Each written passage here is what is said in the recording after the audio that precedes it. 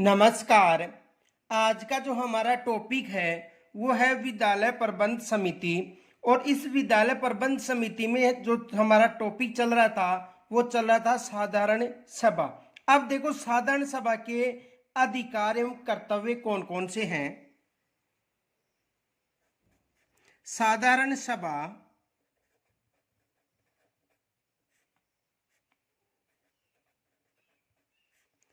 के अधिकार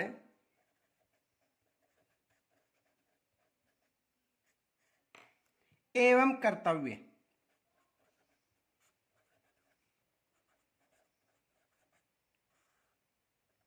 साधारण सभा के अधिकार एवं कर्तव्य।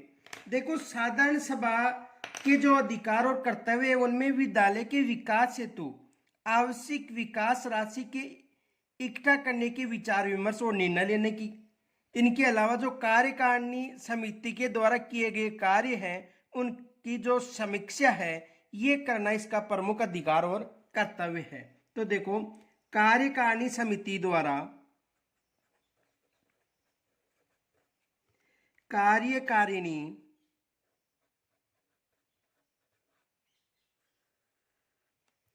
समिति द्वारा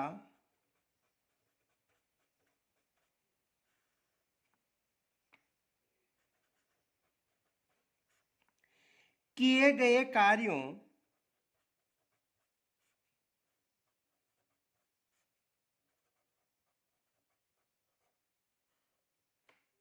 की समीक्षा करना।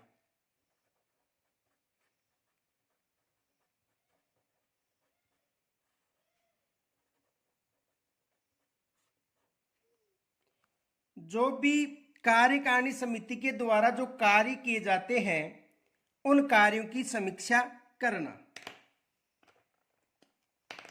विद्यालय के विकास हेतु आवश्यक है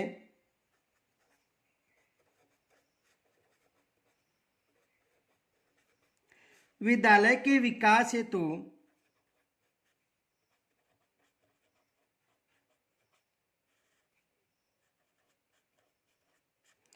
आवश्यक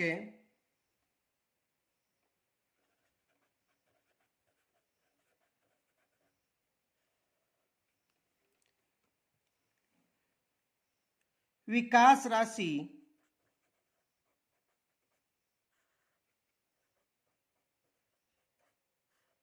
आवश्यक विकास राशि के इकट्ठा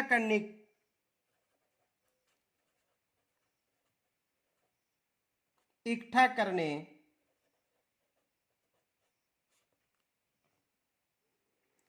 पर विचार एवं निर्णय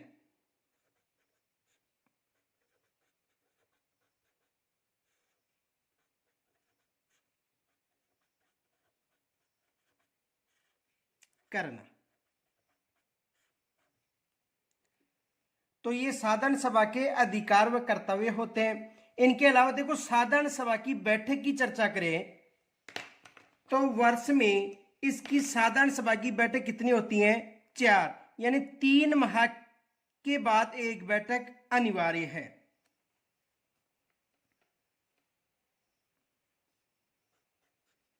साधारण सभा की बैठक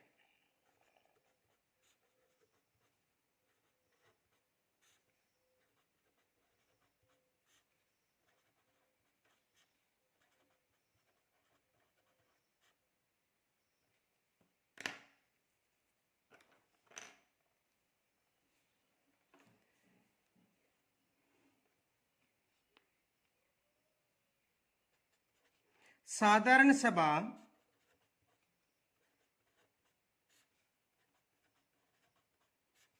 की बैठक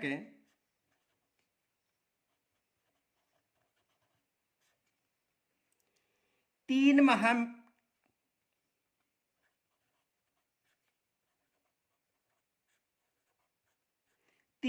में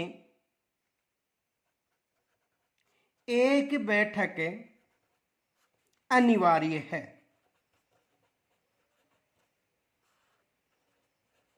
यानी जो साधारण सभा है इसकी जो बैठक है 3 माह में एक बार अनिवार्य होती है।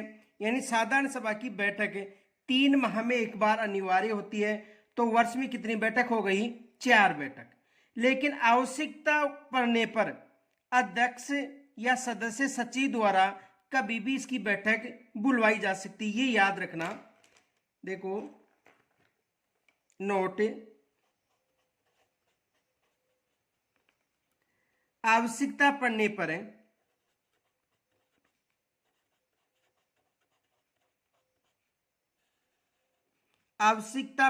पर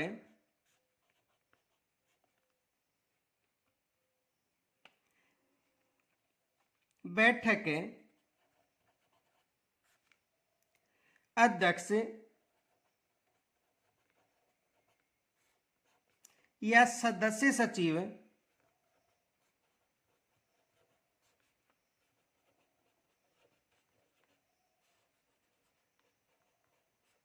द्वारा कभी भी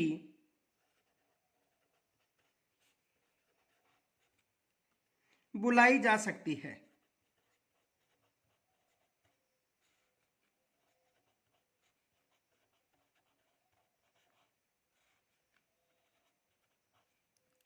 देखो यदि आवश्यकता हो तो इसकी बैठक है, ये जरूरी नहीं है कि 3 माह में एक बार अनिवार्य है बैठक तो, लेकिन यदि आवश्यकता पड़ती है तो इसकी बैठक भी बुलवाई जा सकती है।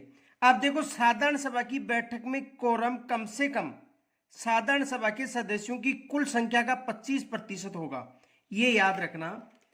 साधारण सभा की बैठक का कोरम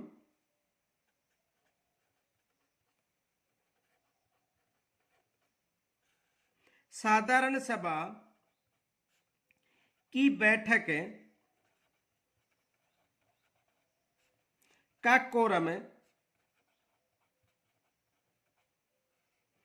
का मतलब गणपूर्ति, कम से कम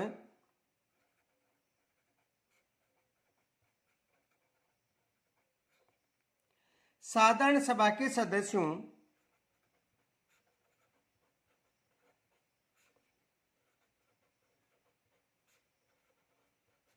साधारण सभा के सदस्यों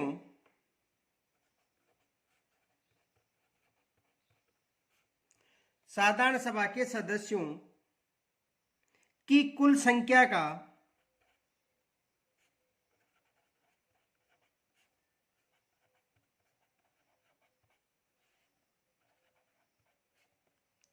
25% होगा।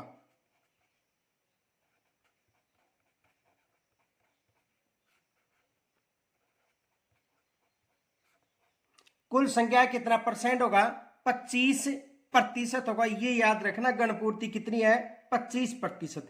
अब देखो बैठक की सूचना है ये 4 दिन पूर्व है, और अत्यावश्यक बैठक की सूचना 2 दिन पूर्व दिया जाना आवश्यक है, ये याद रखना।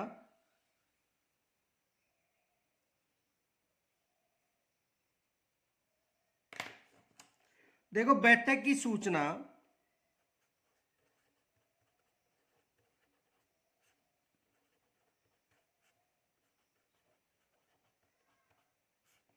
बैठक की सूचना 4 दिन पूर्व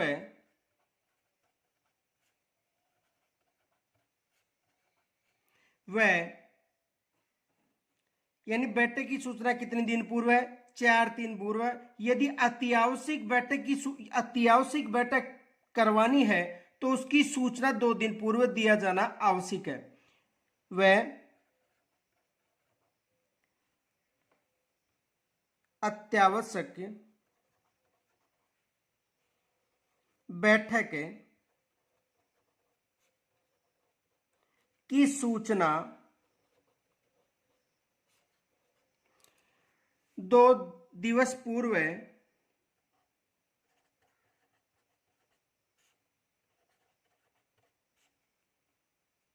दिया जाना आवश्यक है।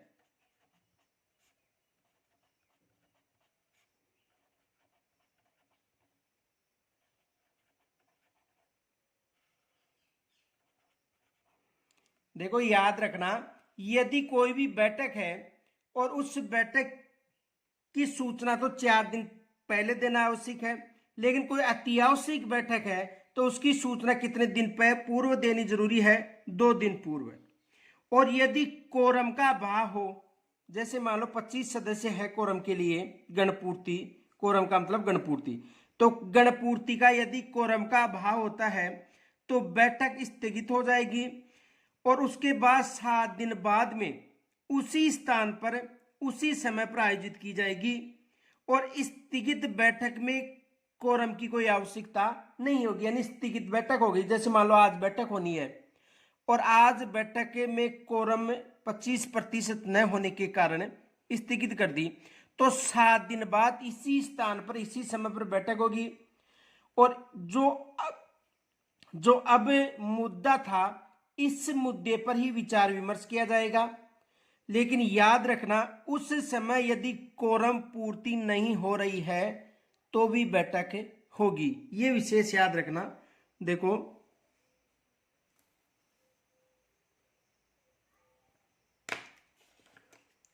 कोरम के अभाव में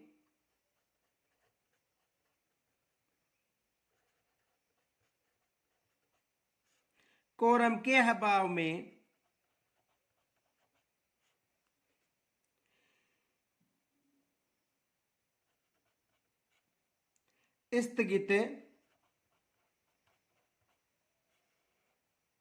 बैठक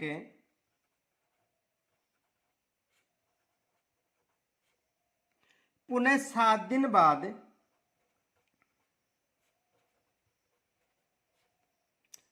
दिन बाद उसी स्थान, उसी निर्धारित स्थान पर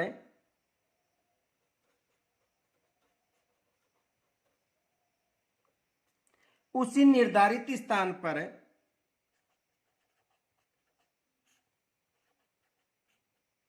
उसी समय होगी। जो पहले निर्धारित स्थान था उसी स्थान पर कितने दिन के अंदर होगी? 7 दिन बाद में, ये याद रखना। अब स्थगित बैठक में जो कोरम की कोई आवश्यकता नहीं होगी, ये भी याद रखना। स्थगित बैठक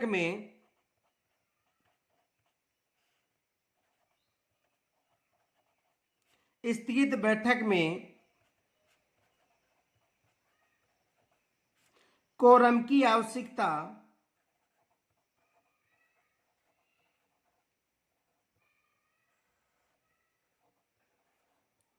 नहीं होगी, कोरम की आवश्यकता नहीं होगी। और लेकिन जो विचाराधीन विषय वही होंगे, विचाराधीन विषय वही होंगे जो पूर्व एजेंडा में थे। लेकिन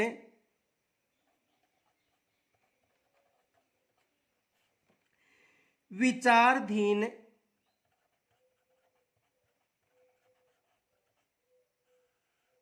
विषय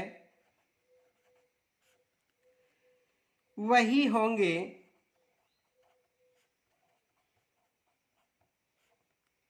जो पूर्व एजेंडा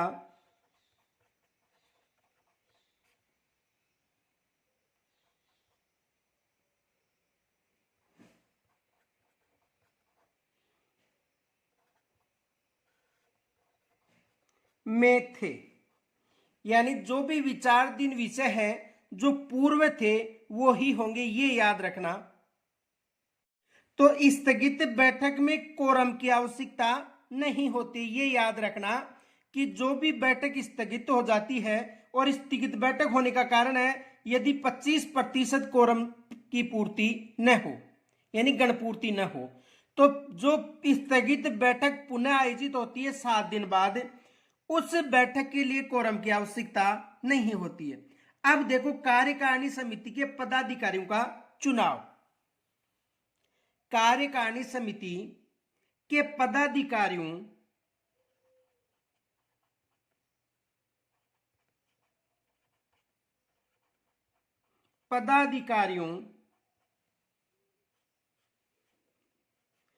के चुनाव।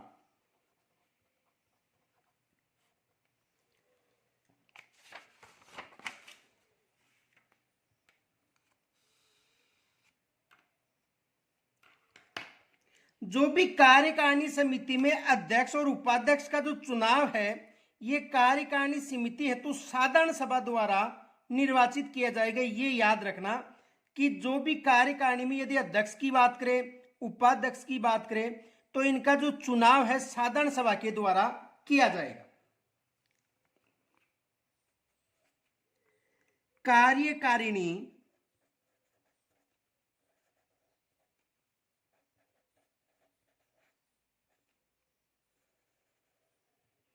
कार्यकारिणी समिति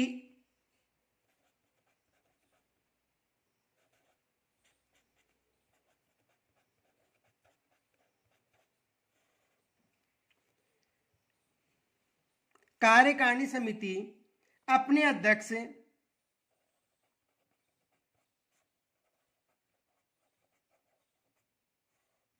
व उपाध्यक्ष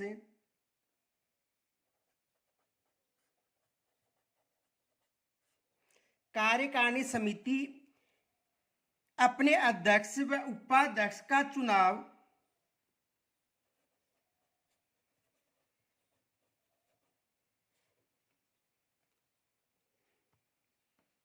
कार्यकारिणी समिति हेतु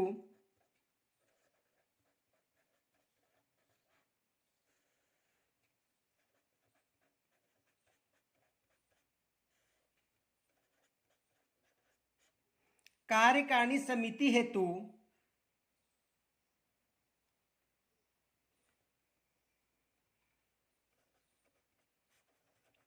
साधारण सभा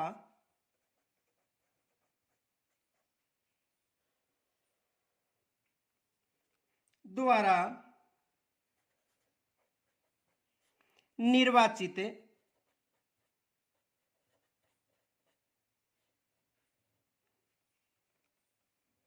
माता पिता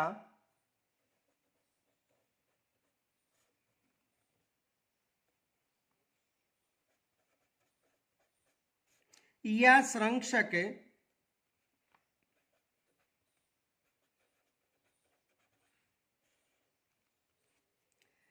सदस्यों में से करेगी।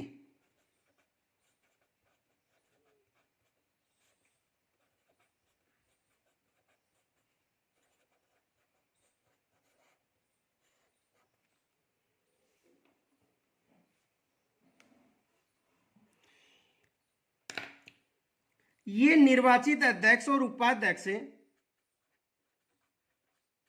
यह है निर्वाचित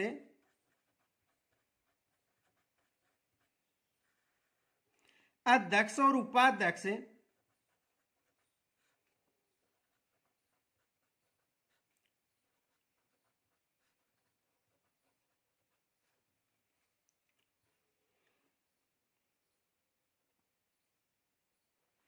साधारण समिति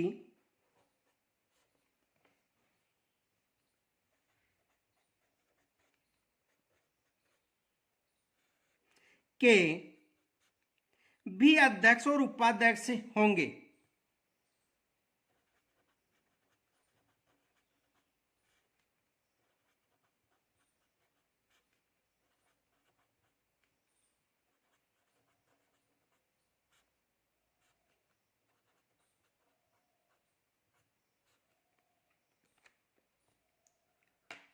देखो इसे समझो, जो साधारण सभा है या साधारण जो समिति है, मान लो ये साधारण सभा है,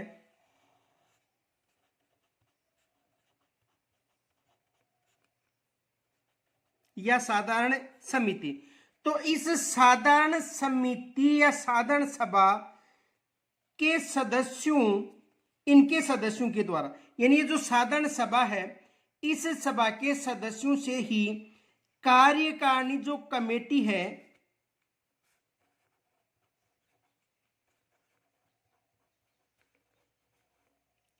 कार्यकारिणी समिति, तो कार्यकारिणी समिति के जो 11 सदस्य हैं, कितने सदस्य? 11 सदस्य जो अभिभावक हैं, ये इस साधारण सभा से ही निर्वाचित होते हैं। अब देखो साधारण सभा के जो सदस्य उनमें से 11 सदस्य जो अभिभावक के रूप में हैं, ये अभिभावक ही इस कार्यकारिणी में शामिल होते हैं। वैसे कार्यकारिणी में कितने सदस्य शामिल होते हैं? 16। इन 16 में से 11 जो सदस्य होते हैं ये साधारण सभा के द्वारा निर्वाचित होते हैं। अब इस साधारण सभा से जो यहां पर निर्वाचित जो अध्यक्ष है, इनके अलावा उपाध्यक्ष है, ये अध्यक्ष और उपाध्यक्ष कौन होंगे? अभिभावक या संरक्षक होते हैं। किसके द्वारा चुने जाते हैं? साधारण सभा के द्वारा। तो कार्यकारिणी समिति का अध्यक्ष और उपाध्यक्ष भी किस समिति का अध्यक्ष और उपाध्यक्ष होगा? साधारण समिति का। ये याद रखना कि कार्यकारिणी समिति का जो अध्यक्ष और उपाध्यक्ष है वो ही साधारण समिति का अध्यक्ष और उपाध्यक्ष होगा, ये याद रखना। और ये अध्यक्ष और उपाध्यक्ष का निर्वाचन किसके द्वारा किया जाता है? किन सदस्यों के द्वारा? जो साधारण सभा के जो सदस्य हैं इनके द्वारा अध्यक्ष और उपाध्यक्ष का निर्वाचन किया जाता है।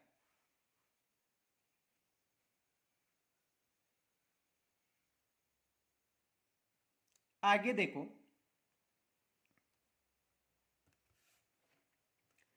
अध्यक्ष और उपाध्यक्ष का कार्यकाल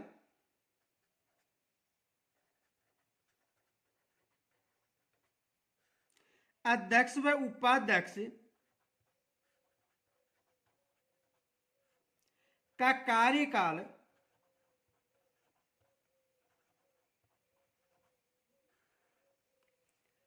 दो वर्ष, कितने वर्ष का होता है? 2 वर्ष, या तब तक रहेगा जब तक वह कार्यकारिणी समिति का सदस्य है, अथवा तब तक रहेगा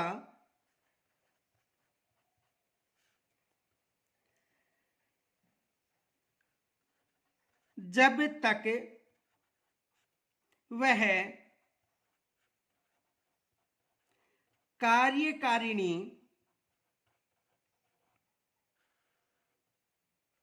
समिति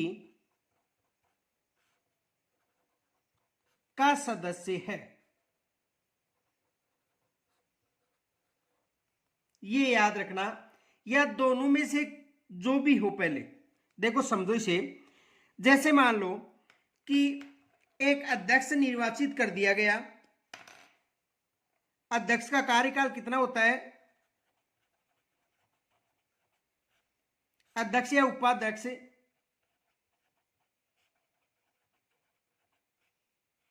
इनका कार्यकाल 2 वर्ष का है। इसे समझो, यहां से एग्जामिनर प्रश्न बना सकता है। अब देखो, इसका कार्यकाल 2 वर्ष का है और जो अध्यक्ष है इसका जो पुत्र है या पुत्री, जो भी बालक या बालिका है, उस स्कूल में प्रवेश ले रखा है। और उस जैसे मान लो, क्वेश्चन समझो ध्यान से।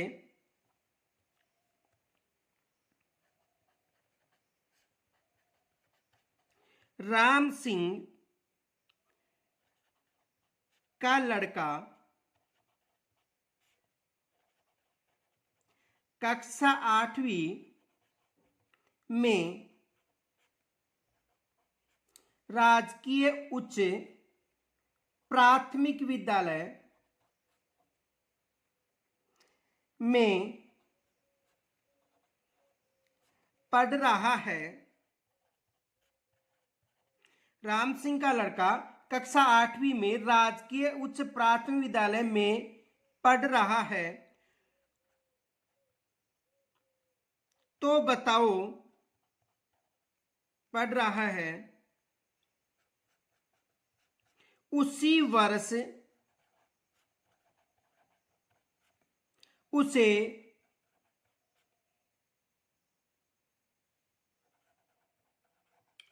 कार्यकारिणी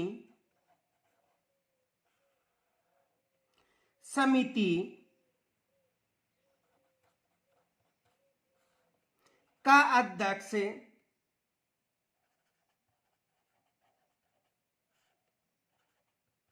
बनाया गया। देखो, राम सिंह का लड़का कक्षा 8वीं में राजकीय उच्च प्राथमिक विद्यालय में पढ़ रहा है। उसी वर्ष उसे कार्यकारिणी समिति का अध्यक्ष बनाया जाता है। तो बताओ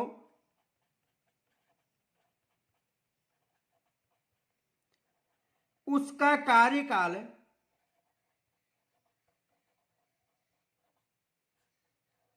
होगा। तो बताओ उसका कार्यकाल होगा। अब देखो यदि एक वर्ष शेष रह गया तो उसका कार्यकाल कितने वर्ष का, 2 वर्ष का नहीं होगा, ये याद रखना।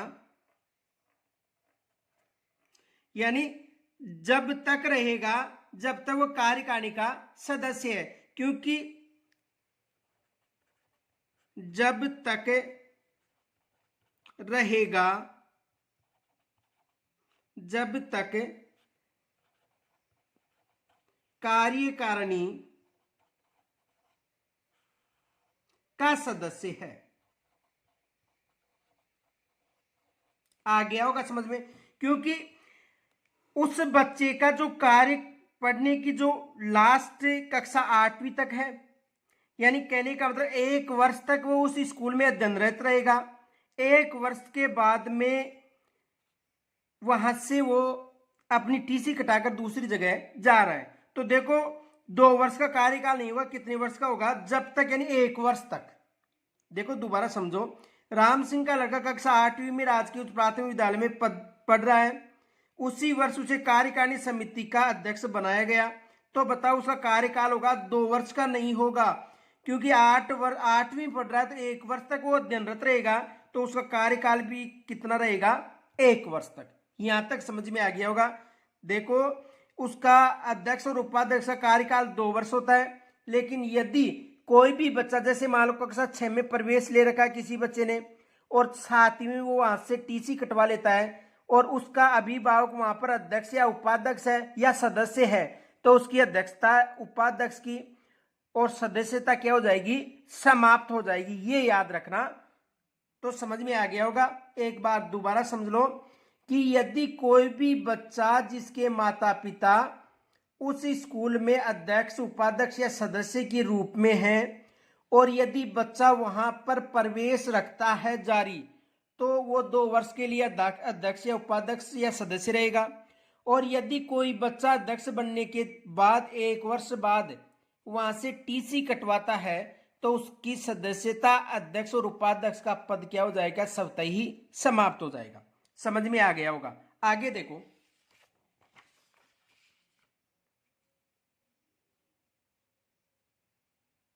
अब जो अध्यक्ष है उसकी कार्य क्या है।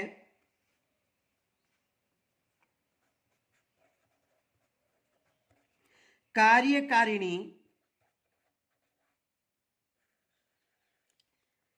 समिति के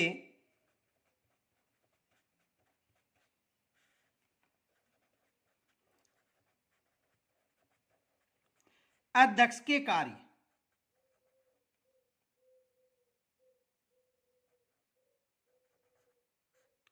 या उसके अधिकार मान लो या कर्तव्य। अब देखो जो भी कार्यकारिणी समिति का अध्यक्ष है उसके कौन कौन से कार्य हैं।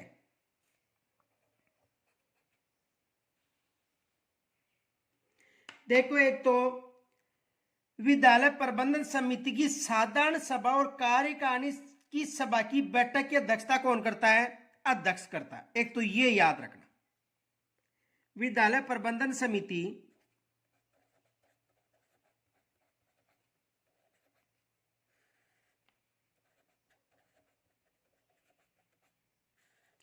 विद्यालय प्रबंधन समिति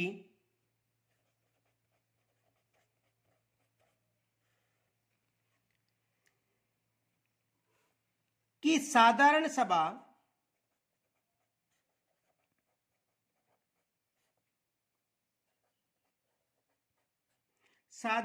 एवं कार्यकारिणी सभा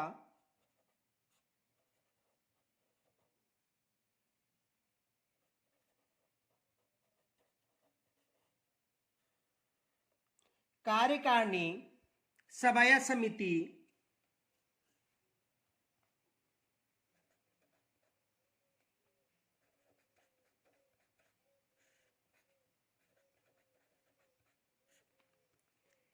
कि सभी बैठकों की अध्यक्षता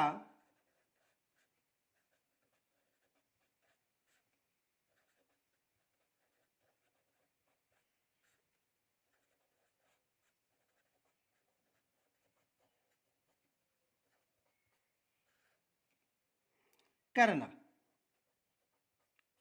देखो साधारण सभा और जो कार्यकारिणी जो सभा है या समिति है उसकी अध्यक्षता कौन करता है? अध्यक्ष करता है। दूसरा देखो, यदि बराबर मत आने पर निर्णायक मत भी कौन देता है? अध्यक्ष देता है। यह भी याद रखना, बराबर मत आने पर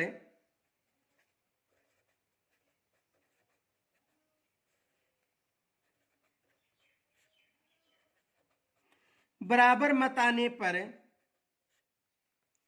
निर्णायक मत देना।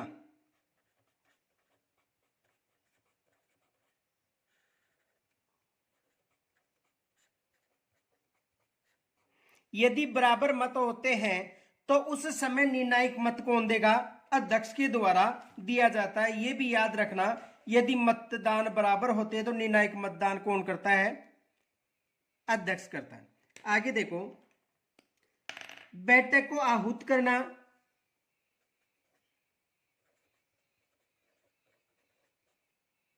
बैठ के आहूत करना,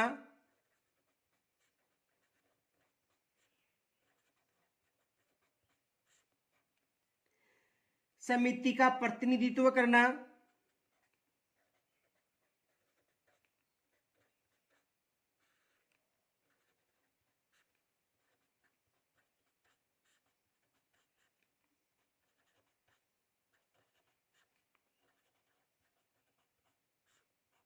समिति का प्रतिनिधित्व करना, संविदा व अन्य दस्तावेजों पर हस्ताक्षर करना,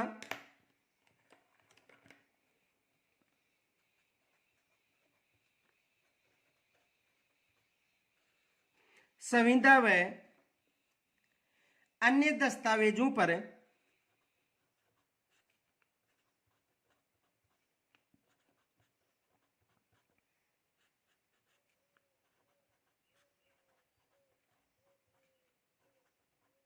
हस्ताक्षर करना,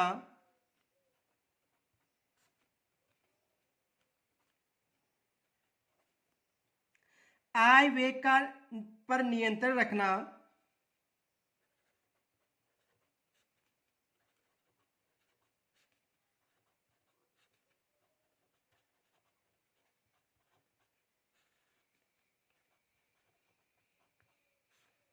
ये उसके प्रमुख कार्य हैं। ये याद रखना, यानी यदि कोई बराबर मतदान होते हैं तो निर्णायक मतदान देता है, समिति का प्रतिनिधित्व करता है, और जो भी संविदा व अन्य दस्तावेजों पर हस्ताक्षर करता है, और आय व्यय पर नियंत्रण रखता है। ये याद रखना। अब देखो, यहां से एक प्रश्न ये भी बन सकता है,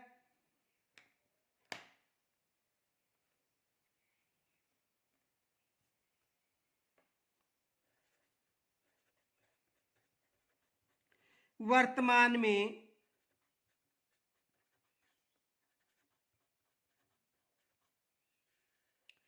विद्यालय प्रबंधन समिति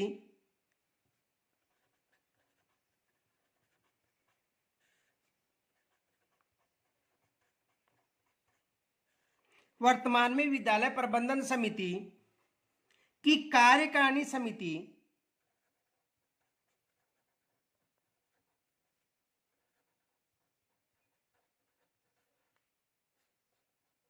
की कार्यकारिणी समिति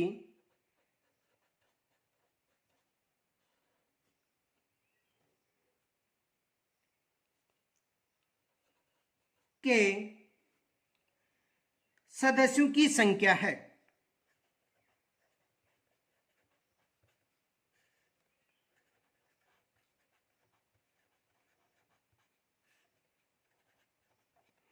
तो कितने सदस्य हैं?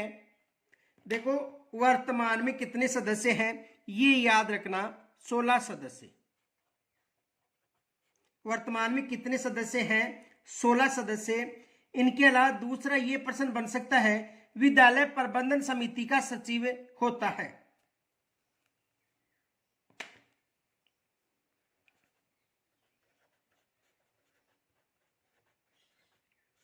विद्यालय प्रबंधन समिति का सचिव होता है।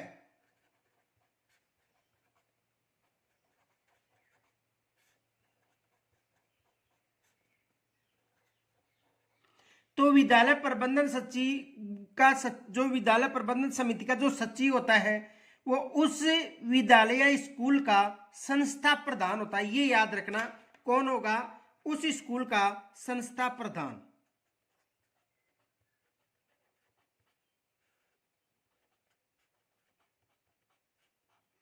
कौन होगा? उस स्कूल का जो संस्था प्रधान है ये उसका सचिव होता है, ये याद रखना।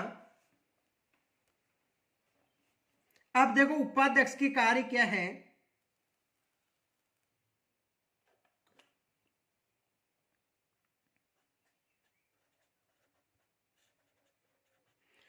उपाध्यक्ष के कार्य, देखो उपाध्यक्ष के कार्य, अध्यक्ष की अनुपस्थिति में अध्यक्ष के सभी कार्य संपादित करता है। कौन? उपाध्यक्ष। और जैसे कि उपनियमों की संख्या 14(1) में लिखा हुआ है, उल्लेखित है, तो याद रखना कि अध्यक्ष की अनुपस्थिति में जो उपाध्यक्ष है वो उसके कार्यों को संपादित करता है।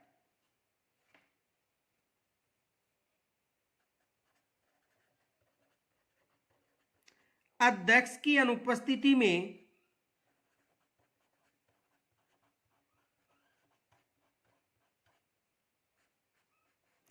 अध्यक्ष की अनुपस्थिति में उपाध्यक्ष, अध्यक्ष की अनुपस्थिति में उपाध्यक्ष वे सभी कार्य करता है जो अध्यक्ष करता था।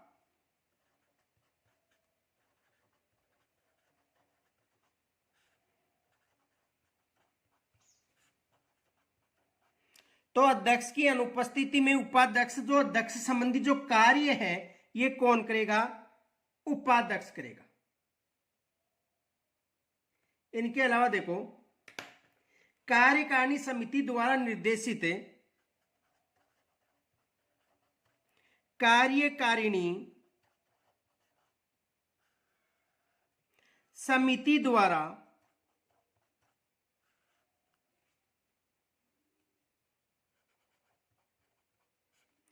निर्देशित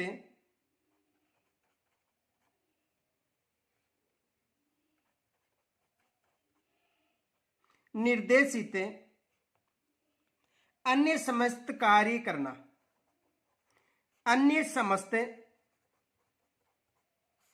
कार्य करना,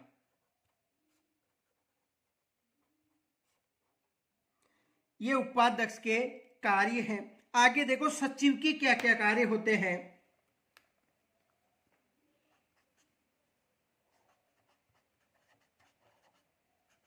सचिव के कार्य, देखो सचिव के कौन कौन से कार्य होंगे।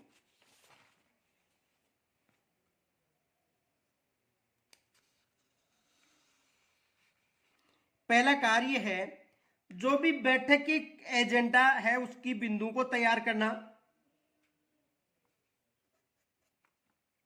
बैठक के कार्य बिंदु, बैठक के कार्य बिंदु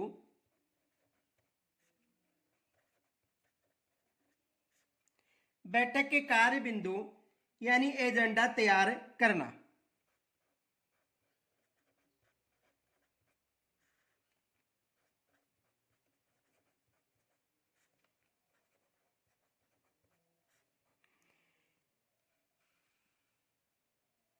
किसका कार्य है?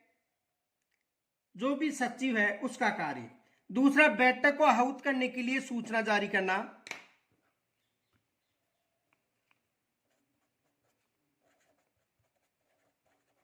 बैठक आहूत करने के लिए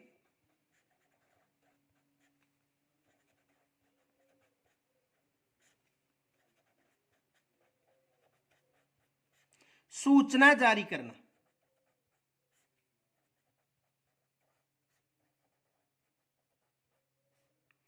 बैठक आहूत करने के लिए सूचना जारी करना, यह भी उसका कार्य है। इनके अलावा देखो, समिति के वित्त संबंधी सभी आंकड़े तैयार करना,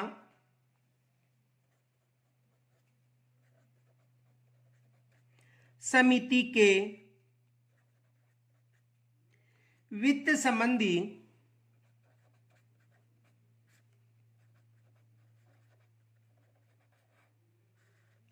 सभी आंकड़े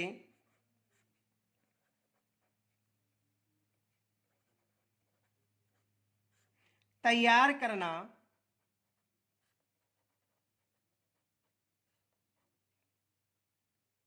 इनके अलावा देखो,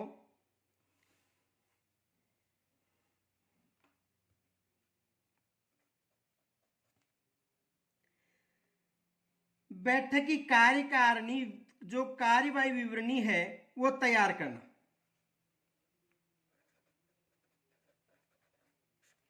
बैठक का कार्यवाही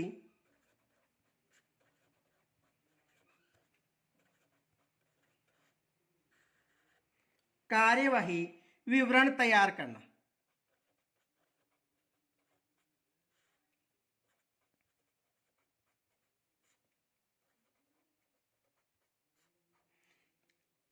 ये किसके कार्य हैं? जो सचिव है उसके ये कार्य हैं। अब देखो, जो कार्यकारिणी समिति है, इस समिति में कौन कौन से सदस्य होते हैं ये समझो। देखो, समिति की कार्यकारिणी के सदस्य,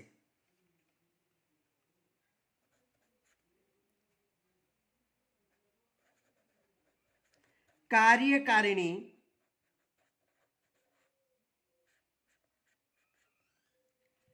समिति। अब देखो, कार्यकारिणी समिति में कौन कौन सदस्य होते हैं।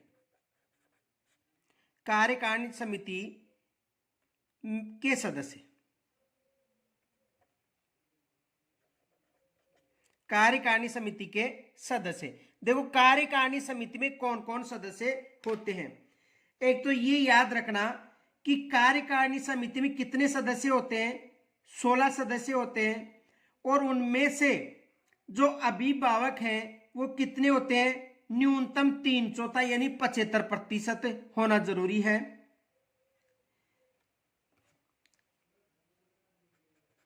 देखो, इसे समझो,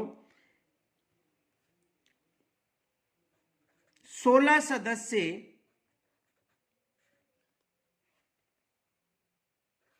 सदस्यीय कार्यकारिणी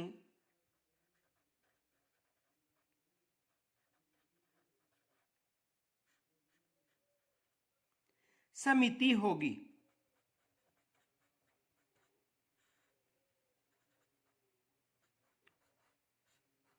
कितने सदस्य होंगे? 16 सदस्य।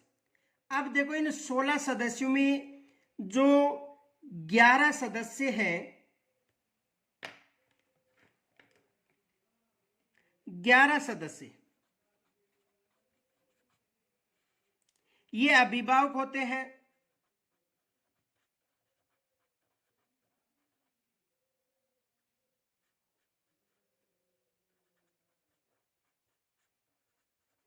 जो 11 सदस्य हैं, ये 16 सदस्य में से 11 सदस्य अभिभावक होते हैं और 5 सदस्य पदेन या मनोनीत होते हैं।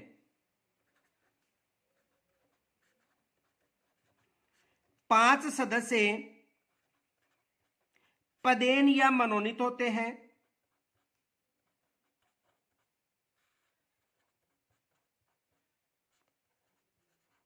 यानी 11 सदस्य अभिभावक, 5 सदस्य पदेन या मनोनीत होते हैं।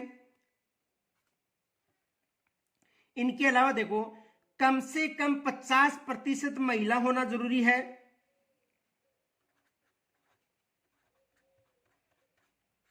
50%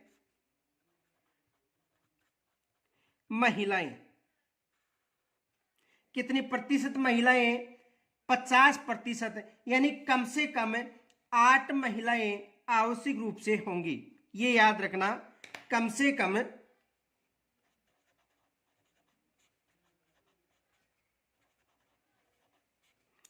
8 महिलाएं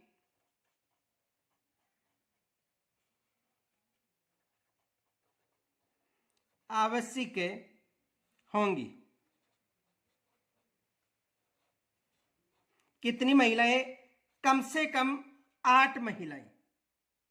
और अभिभावक कितनी प्रतिशत होंगे? लगभग 25% कौन होंगे? अभिभावक होंगे। ये भी याद रखना, कम से कम कितने सदस्य होंगे? 25 सदस्य, ये याद रखना। अब इनकी जो संपूर्ण डिटेल है, अध्यक्ष यानी ये जो 11 सदस्य कौन होते हैं, 5 सदस्य कौन कौन से मनोनीत हैं, 50% महिलाएं हैं, जिसमें एक अनुसूचित जाति एक अनुसूचित जनजाति की होती है। इनकी डिटेल आगे देखेंगे। यानी ये जो 16 सदस्य है, इनकी डिटेल आगे देखेंगे। इनका जो संपूर्ण डिटेल है, इसकी चर्चा हम कल के जो हमारा टॉपिक है उसमें करेंगे। अब देखो, यहां से संबंधित 1-2 प्रश्न और बन सकते हैं। कौन से?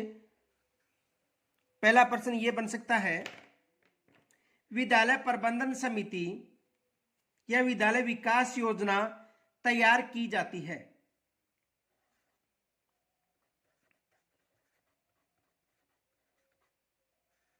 विद्यालय विकास योजना तैयार की जाती है।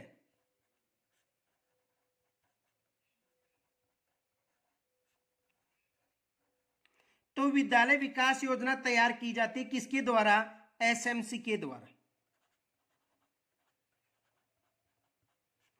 किसके द्वारा की जाती है? एसएमसी के द्वारा। और विद्यालय विकास योजना का जो उल्लेख है वो धारा किसमें मिलता है? धारा 22 में मिलता है। ये भी याद रखना, किस धारा में मिलता है? धारा 22 में। दूसरा देखो,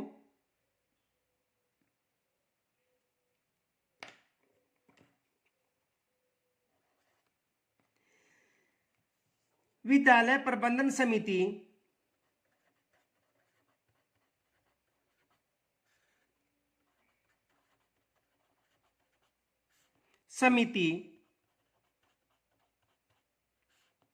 विद्यालय प्रबंधन समिति की कार्यकारिणी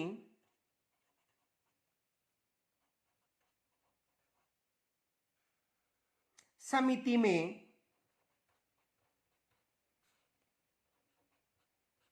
महिलाएं की कार्यकारिणी समिति में महिलाएं होती हैं। कितनी होती हैं? 50%। यानी कम से कम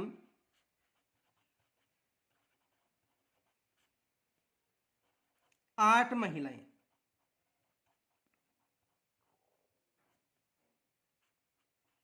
कम से कम 8 महिलाएं। अब देखो, एग्जामिनर यहां से भी प्रश्न बना सकता है। प्रश्न क्या बना सकता है, ये ध्यान रखना कि विद्यालय प्रबंधन समिति में कार्यकारिणी समिति में कितनी महिलाएं होती हैं? 8 महिलाएं। अब देखो, एग्जामिनर ये प्रश्न बना सकता है, विद्यालय प्रबंधन समिति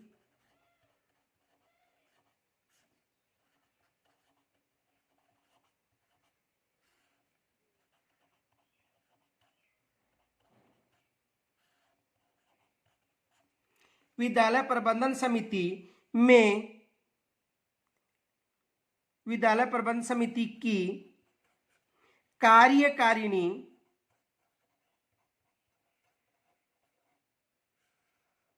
समिति में महिलाएं हो सकती हैं।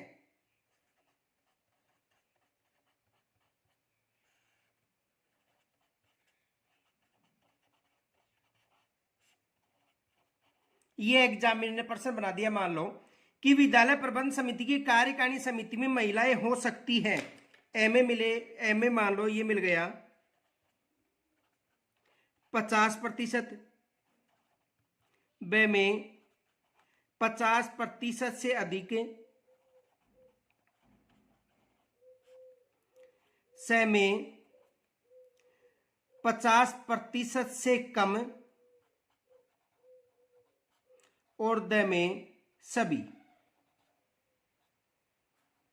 देखो इसे ध्यान से समझना कि विद्यालय प्रबंध समिति की कार्यकारिणी समिति में महिलाओं की संख्या होती है 50% या कम से कम 8 महिला, कम से कम 8 महिला।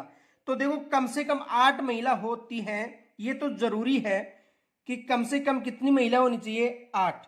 लेकिन देखो प्रश्न क्या पूछ रहा है, विद्यालय प्रबंधन समिति की कार्यकारिणी समिति में महिलाएं हो सकती हैं 50% से अधिक भी हो सकती हैं, लेकिन 50% से कम नहीं होंगी, ये याद रखना, 50% से कम नहीं होंगी।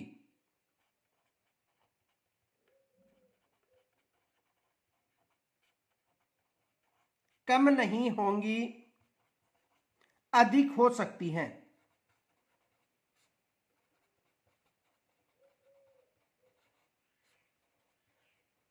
ये याद रखना। तो यहां तक समझ में आ गया होगा।